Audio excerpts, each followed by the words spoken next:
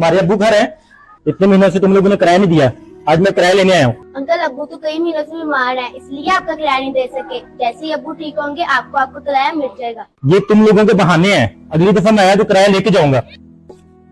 अब्बा जन मालिक मकान था और बहुत जलील करके गया है, कह रहा था अगली बार आऊंगा तो किराया जरूर लेकर जाऊंगा। अच्छा बेटा, मैं कुछ करता हूँ।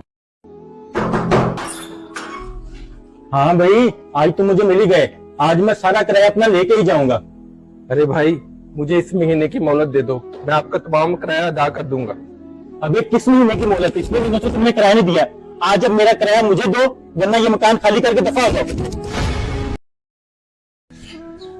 अरे भाई, हमने आपका मकान खाली कर दिया है, ये ले आपके घर की चाबी। अरे भाई, अब आपको मकान खाली करने की कोई जरूरत नहीं है, आपके हमसाये विकास ने सारा किराया अदा कर दिया है, अब आप यहाँ पे आराम से रह सकते हैं। अपने हमसायों का ख्याल रखें।